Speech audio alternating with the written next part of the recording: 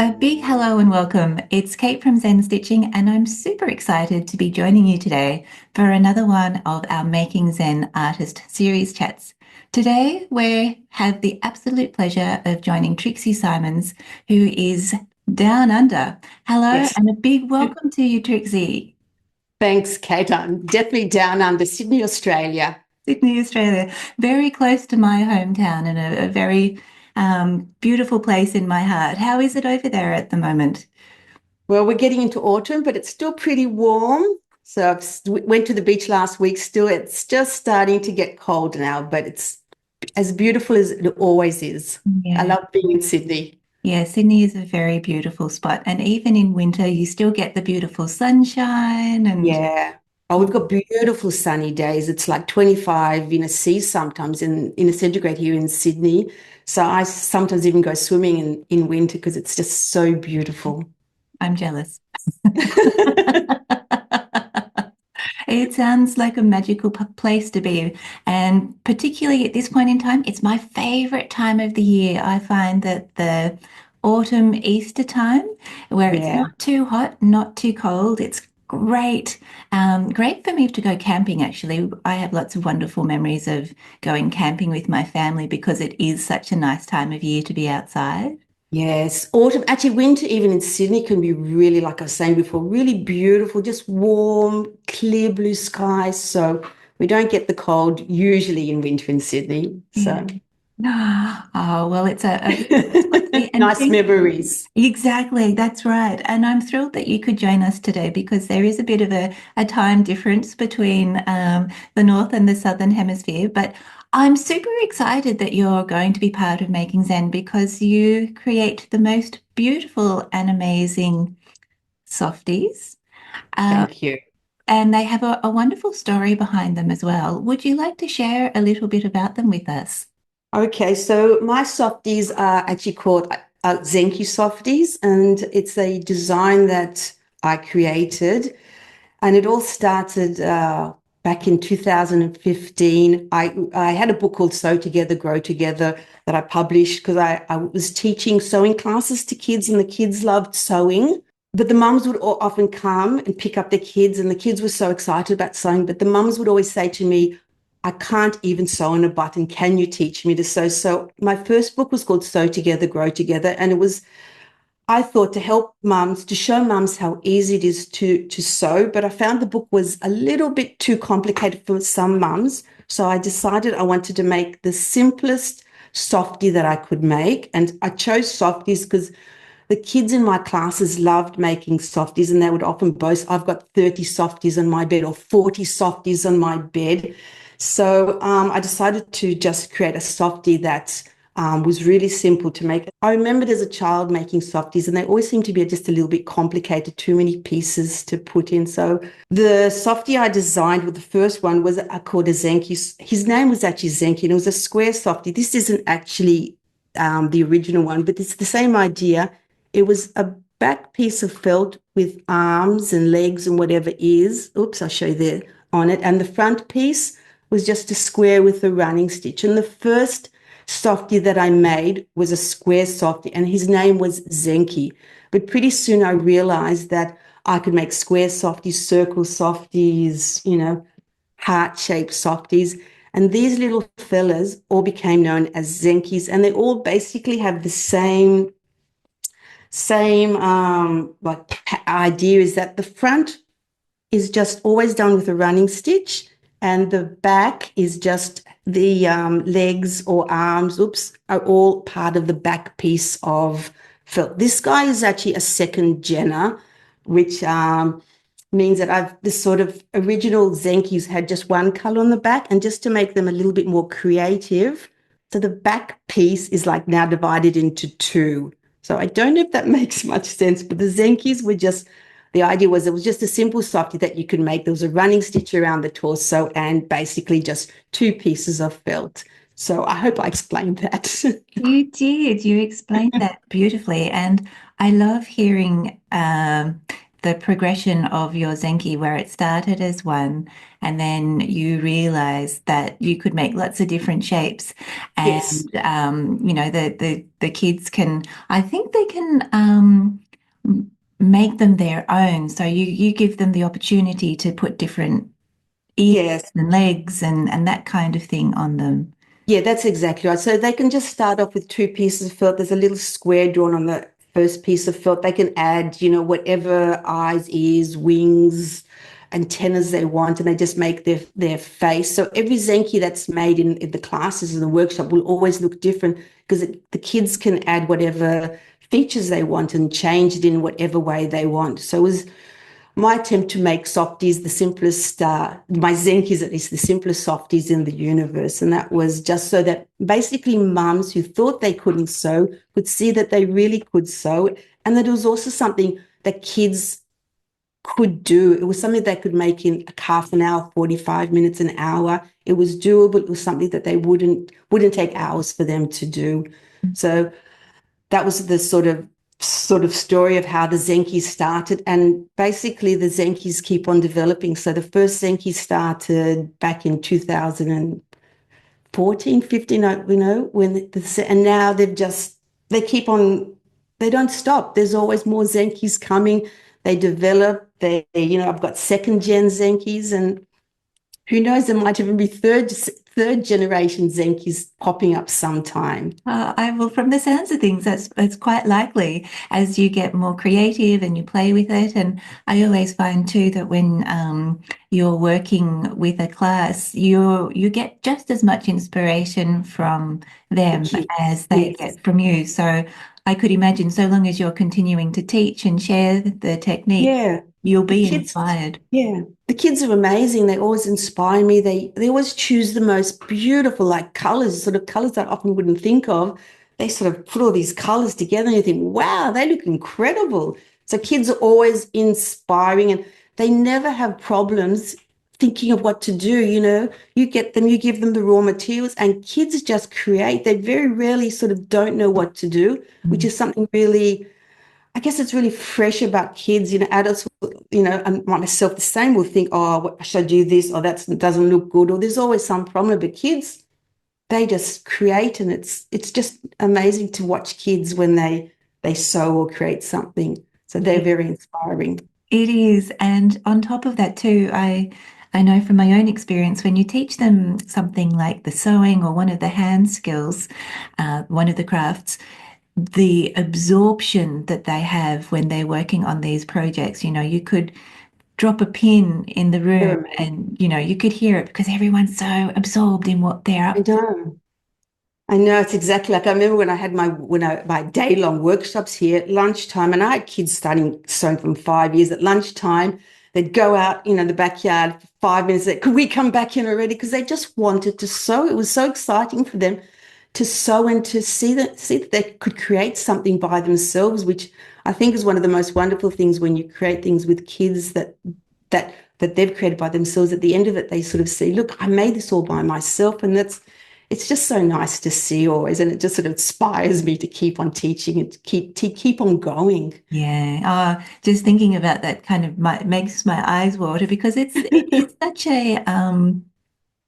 such a powerful thing, isn't it? To It's it's what? really powerful. You see kids creating something, and especially an environment that's not their school, where there's often, oh, this is right, that's wrong, this person's better than me. When they're sewing, there's no right or wrong. There's no wrong, I should say. Whatever they do is right. And Mm, so it's just so nice for kids. And there's no sort of person telling them, you should do this, you shouldn't do that. They just create. mm. And I think it gives kids a lot of freedom, a lot of trust in themselves and belief in themselves. And they can see what they can actually do. And I just think that's just so wonderful for kids to have that feeling, and especially for kids who don't do so well at school, or failing in other areas, to come to a sewing class or any class where they just see that they succeed and they've got something at the end of the class they can hold and take home and show people. That's just amazing. So Yeah. It is. It is. And what's even, and from that, what makes that so wonderful is it's a life skill that you can take with you, and it's a life feeling or attribute that you can take with you, because Yeah, like, I know I can do it. I know it just gives you a self-confidence that then carries on into other realms of life, yeah, which is magic, really, isn't it? To yeah. think that something so humble as a needle and thread can Sewing be and so empowering. yeah, no, totally. You just see, and the kids just want to keep on sewing, which is wonderful. They said, "Oh, when are we going to sew again? What's our next project?" So it's just really amazing. I think it's like you say, it gives them this confidence, this it empowers them to sort of see. To me, it's like to see what they can really do. It's not like an adult telling them what to do or showing them what to do. They've done it. So that keeps me going, sort of, seeing what the kids do and how excited they are, and all the messages I get. I often get emails from parents and grandparents and teachers sort of telling me that they couldn't believe they sewed with the class and that was so quiet, and or they had kids who had, difficulties or emotional problems, and the Mm, kids just loved the sewing. So mm, that's sort of just amazing to think, like you say, needle and thread, yeah. and it's just magic. It is, isn't it? That's exactly the word that sprang to my mind as well. It is. It's just magic. And so I'm super excited. We've been talking about these solar softies, your Zenkis. Have you got an example of what you'll be teaching us as part of I Making Zen? have. So I've got just was thinking what I was going to do now. I decided obviously was going to be a softie, and sort of trying to work out what I was going to do for the Zen makers in the retreat. And I wanted to do it, decided on a spirit animal I wanted to do, because I thought this would be something that would resonate with the people in the class. And so I was looking at different spirit animals, and I came across the owl, and I just sort of, this little owl resonated with me. So I'm going to be making a little spirit owl for them. And my little owls tend to come in threes. So I actually have three little spirit owls. One looks, one of these, one of them looks to the past. I don't know, it's reversed. One looks to the past, one is for the present, and one is to the future. But I don't know with the reverse camera what if that's working. So these are my little spirit owls. And when I thought about the owls, I just loved the whole idea of what an owl represents. Those sort of big, like you said, these magical eyes. And to me, the owls were, they see in the dark. And I sort of felt that they were perhaps a reminder, or for me at least, to trust in myself and my own intuition. But with all the spirit animals, I guess people look at the animals and it's they put whatever they need into these little spirit animals. So Mm. it's just a little reminder of, what you can do, what you can see, your intuition, to trust yourself. So this is what I'm going to be doing at the workshop. And like all Zenkis, the back piece of felt is just everything's in it. The front's just got the running stitch. So it means that it's a really quick project to do if you need a gift for somebody or for yourself. You can do it with kids. And I've done little V stitches, Mm. but on him. But you can do any sorts of running stitches, whipped running stitches, curvy stitches, satin stitches, sashiko stitches. Mm. So this is what I will be showing in the online retreat. So it's my little owl and his magical eyes. Yes, well, he is absolutely gorgeous. And I love hearing, like you're saying, with all of your Zenki designs, they have the opportunity to be personalized. So you can cut out the shape, but how you choose to, the colors that you use, the stitches that you use to embellish his or her feathers is Yeah. absolutely delightful. And I love that you have one that looks to the past and one to the future as well. And like you were saying with the eye movement, but also the Yes. kind of So I don't know. Yes, the eyes one. I don't know which. This is the ones looking to the future, one to the past. The eyes move. And what I like about these little fellas, their wings can open and close, and you can. I've just pinned mine, but you can put a little stitch there. They can hold something. So these are sort of beautiful, like little owl wings, which are also very special because owls have these beautiful wings that are silent at night as they fly, and you can't hear the wings. So owls have all these sort of magical qualities. So it's like this little magical fellow who's there just to, look after you. Yeah. Oh my goodness, I really want to make one. That sounds good to me. I know, I reckon. And so it looks like the materials that you work with, you like to work with a felt. Yeah, I love working for this is the 100% wool felt, which is really, really beautiful to work with. When I work with kids, usually use wool blend or some of the acrylics are really beautiful, but it depends. But Mm. yeah, when I do things for myself, I like using the pure wool felt because it's so beautiful to work with, has a lovely feel and it just lasts forever and ever. So I love wool felts. Yes, and what's nice about it too, particularly for kids, but for any of us, is that it doesn't unravel at the side, so you don't have to worry about No, I know. There's seams no or anything like turning. that. It's right. And look, you can do these, beautiful little fringes. And, there's so many things you can do. So it Mm. doesn't unravel. It just feels so nice and squishy too. So it's perfect. Yes, yes, absolutely delightful. Where do you like to get your materials from? I got a lot of my fields. The wool blends I got a long time ago from a company in the Netherlands. It doesn't exist anymore. De Witte Engel. The wool felts come from the same company that had them originally. It's called Meaningful Crafts. They're sold in Australia through I've just forgotten. They're sold in Melbourne in a shop in Australia, whose name I've just forgotten, but it's a Dutch company, Mm. and they're beautiful, really lovely felts. I think most of the wool felts though are pretty beautiful, so I don't know if it matters where you get them from. And I use my Oracle threads because Oh, they're yes. also beautiful to use. So I love them.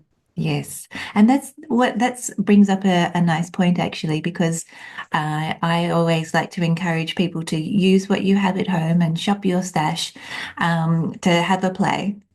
So if we don't have any felts or things like that in the cupboard, some things that spring to mind might be a fleece, for Yeah, example, fleece, would work. flannel. And I don't know, is it flannel, the PJs? I don't know if, but in Australia, you got the flannel PJs mm-hmm. that, which is in the fleece, and they're really nice to use. And look, I've seen people also make these just from fabric too. And so you can, if you just happen to have some fabric around, you make them with the fabric too. That might fray a little bit, but I don't think that matters in any way. So whatever you have, it's always good to experiment because you learn so much from experimenting. Things you never thought would work sometimes. So whatever fabrics you have, just use them. If you don't have felt, it doesn't matter at all. Yes, exactly. And I agree, like sometimes if you work with something, you're not too sure how it's going to respond to the particular technique that you might be working with.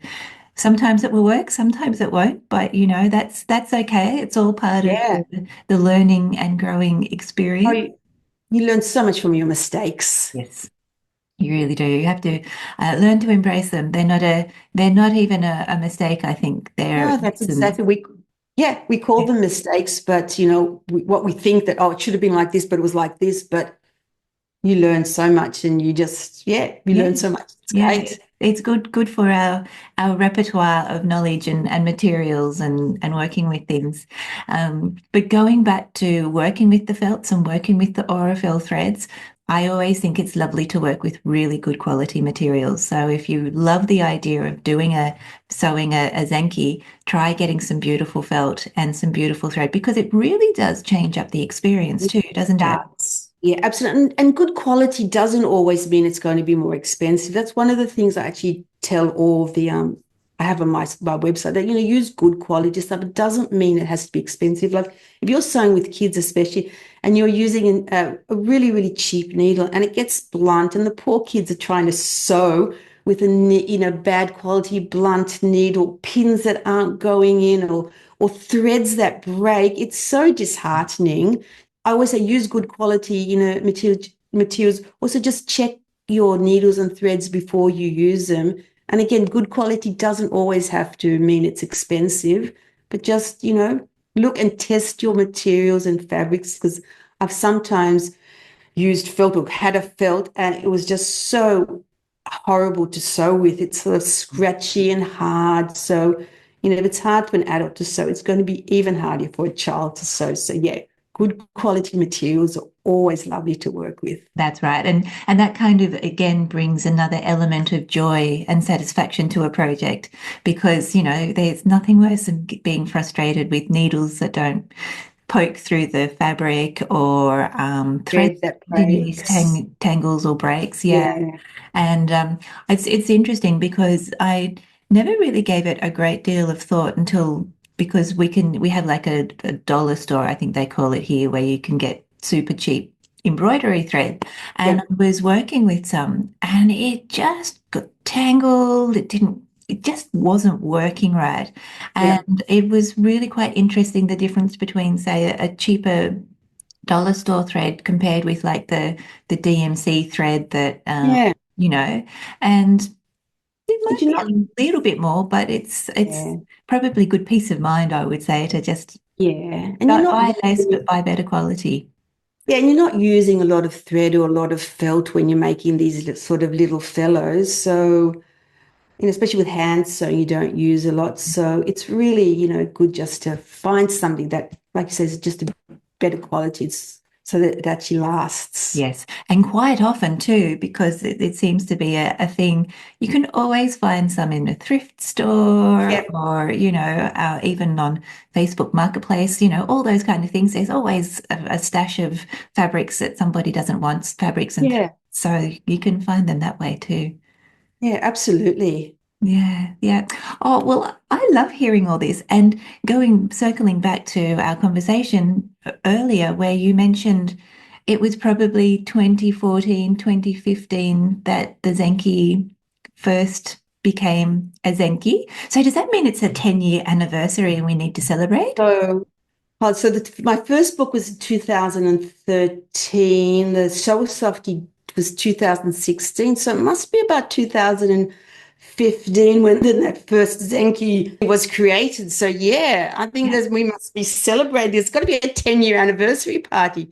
Kate, I didn't think of that. I think we'll These have guys, to. these guys are going to want to have a party for sure. 10 years. Wow, that's incredible. Oh, how fun. How can we do that? How can we have a Zenki party? Maybe we can do that as part of Making Zen and Yeah. have a Zenki birthday cake or something. Oh, Oh, now you've got the goodness. thoughts Oh, my coming in. goodness. Wait till the Zenkies hear about this. They love to party. Oh, I didn't think about that, Kate.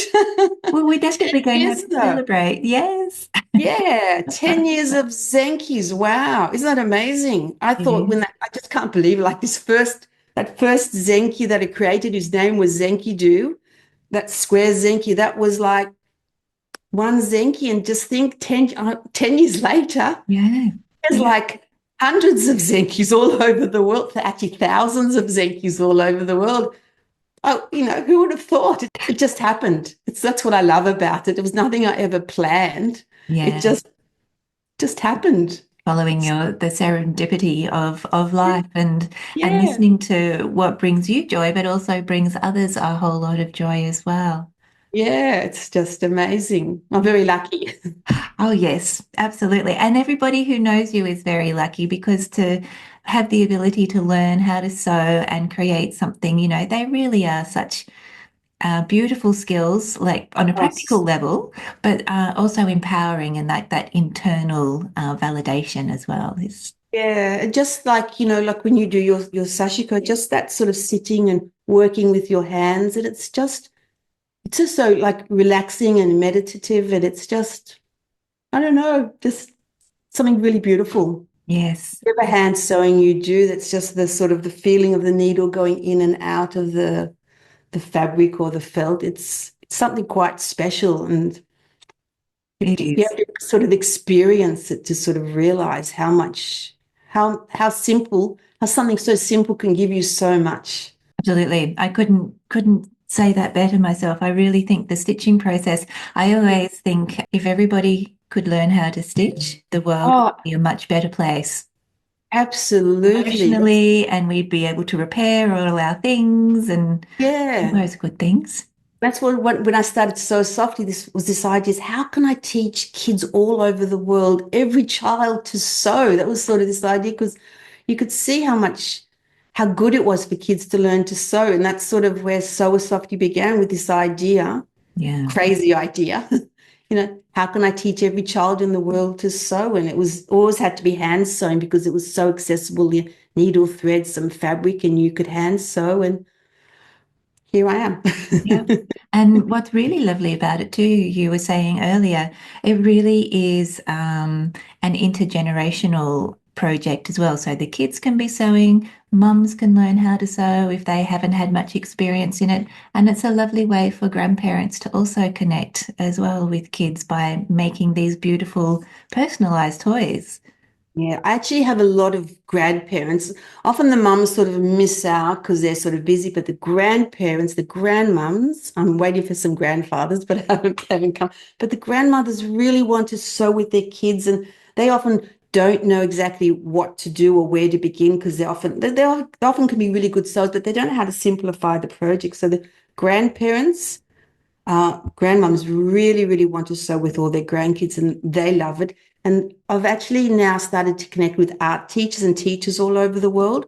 So with the Global Kids Sewing Party that just finished, I had almost 6,000 kids in 26 countries join into Sew a Softie to give to someone in their communities. And I had whole schools joining in, home schools and schools all over like American, all over the world, where the teachers actually now teach a whole class to sew something with their kids. And I had a really amazing story from a teacher in Western Australia. It was Mullaloo Primary, where the kids in years 4, 5, and 6 sewed little love bug zenkies, and on Harmony Day, the older kids hid these little love bug zenkies all over the school for the little kids to find. So it was just such an amazing event that and the kids just found all these little love bugs, zenkies, softies all over the school. So that was such a lovely story. So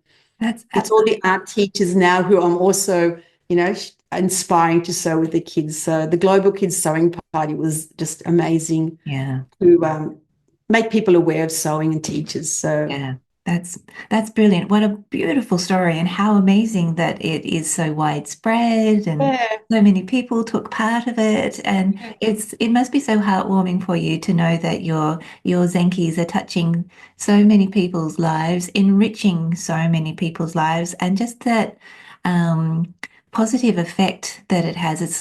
It's something that I keep coming back to in a lot of my conversations. It's like a stone being dropped into a still body of yeah. water and the ripples that spread outwards.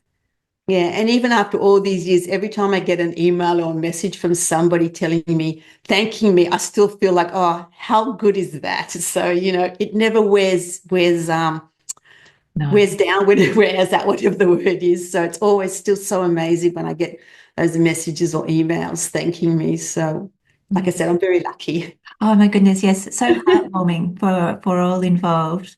It is, it really is.